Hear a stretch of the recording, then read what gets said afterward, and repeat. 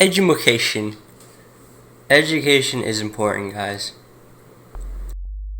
And my dad especially was very, I guess, technical because he knew what he was doing, man.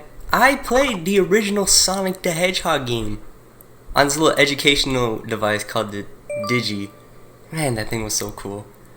It was basically the Sonic the Hedgehog original game, but with like some math questions added in there. But you could just jump over the rings, which is what sent you to those math questions. But I didn't mind because honestly, it was good. I'd rather take this game adding the original Sonic and some little bits of education other than the Sonic Schoolhouse.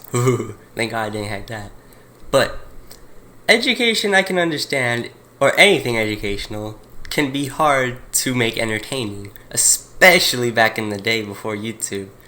Now, believe it or not, I am not that old, because I'm going to talk about the top 3 best education or educational films. Starting with number 3.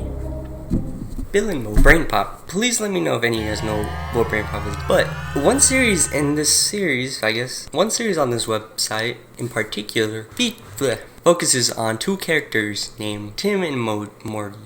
Not Morty. What the fuck talking about? Sorry, it's so similar. But anyways, yeah. Tim is a, Caucasian human, and Moby is a mechanical, sweethearted, orange, kind of disturbing looking robot. Brain Pop explores all kinds of topics, sometimes not even in the realm of education, but I guess it technically counts. It is online safety. Nevertheless, that's what made Brain Pop as a whole so widespread and appealing, because they were able to focus on so many topics outside of just one, and by the same cartoony and lovey fucking duo. I honestly don't remember too much of the shorts, but a lot of them were pretty cool, and goddamn, did they know how to hook you with the titles. Too bad you have to fucking pay a fucking subscription to watch it, but I guess for some people it was worth it, mainly. Anyways, I just remember watching and web series a lot in school, obviously in elementary the most, and it was cool. Looking back at it now, I respect that you can tell there was some passion and care put into it. Maybe not necessarily a lot, it is still pretty cheap, but they do at least try, and the fact that they explore a lot of topics, I can understand. You gotta respect that. They go out of their way, they weren't lazy about it, I'll tell you that for damn sure. And anything that gets us out of doing any boring, useless schoolwork is a fucking blessing. And it's impressive to know that it's still going to this day. You gotta give it points for that. All the teachers have. The web series, although was chiefly made, and you can definitely tell, they have been teaching for 20 years, and they have their own school section you need to work on. Anyways, this is an educational promo. I'm not sponsored, by the way. I just think it's impressive how it's still going most well. Anyways, please let me know if any of you guys remember this or even watched the videos, because, I just want to make sure I wasn't the only one. Anyways, number 2. Osmosis Jones. God damn, this movie is okay. I'm pretty sure a lot of us have seen this movie. I personally was never that much of a fan of the sciencey topics, which is surprising. Not really because of the subject itself, it's because of the fucking stupid, horrendous teachers that taught it. But that being said, Osmosis Jones is the tale of a red and blue, blood cell, I believe, or one is the pill guy, and we got Osmosis Jones, played by Chris Rock, yeah. Now, this movie is kind of weird because it doesn't straight up focus purely on these 2 characters as it does focus on these 2 real life characters. The dad of the daughter gets infected with salmonella by eating a rotten egg, and that's what starts us on this journey and the adventure through the human body. I remember watching this movie in biology, and it was okay. Anything was better than learning that shit at the time. Osmosis Jones, you gotta give it credit. A feature-length movie featuring Chris Rock and all these other people about red and blue blood cells in the biology world? Well, sign me the fuck.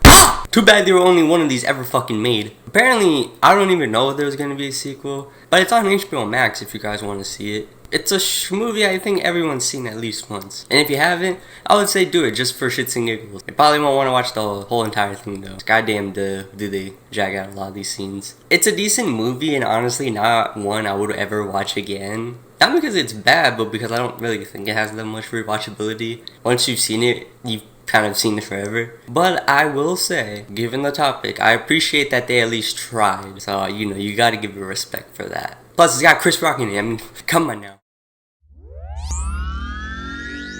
Science guy! It's very loud. He's yelling, but come on, man. How can I not be hyped for Bill Nye, the science man himself? I'm convinced every generation since this fucking, I guess, series came out has seen at least one episode. Obviously, in a science class. The first time I saw Bill Nye, the science guy, was when I was in 4th grade, I believe, and we straight up just watched a bunch of his episodes the whole entire school day. We were sat in the assembly. I remember after like already 3 episodes, everyone's like, I'm tired of this shit. And then we see Bill, he's like, we're gonna teach you how lights work. And he shuts down the lever, or he really turns on the lever, and then all the lights turn on. I can't lie though, we didn't mind it, because again, it was Bill Nye the fucking science guy. I'd end up watching him again in 8th grade, and even a little bit in 10th grade, which is coincidentally the same class I also watched Osmosis Jones in. But Bill Nye is iconic because ever since childhood, and I'm pretty sure for many of you guys, Bill was there for us, man.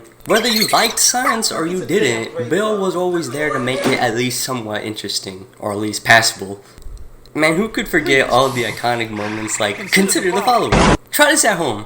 Or all the wacky sound effects, or the time they would have like a song playing sometimes. Bill Nye deserves more credit than he gets. He's even in my intro, for fuck's sake. Honestly though, I stand by that. Bill Nye really did deserve more credit for what he did. I mean, don't get me wrong, he got the publicity, but you don't really see many people talk about him now. Then again, same could be said for a lot of other things these days. Anyways, Bill Nye is the #1 spot on this list because out of any other, well, whole 2 educational films, Bill Nye was the one that had the most, and I watched the most throughout life. Because again, elementary, middle school, and even high school. Not to mention, he's become like a pseudo-celebrity almost. One of the first of his kinds. You gotta give him credit for that. Thank you. Let's all show appreciation to Bill Nye for a minute. For making school not so fucking horrible. Anyways, that is all. In the realm of education, right? It's obviously very hard to make anything involving that shit entertaining. So you gotta give these 3 people credit, man. These 3 films showed us otherwise. Though they weren't good by themselves, for what they were set off to do,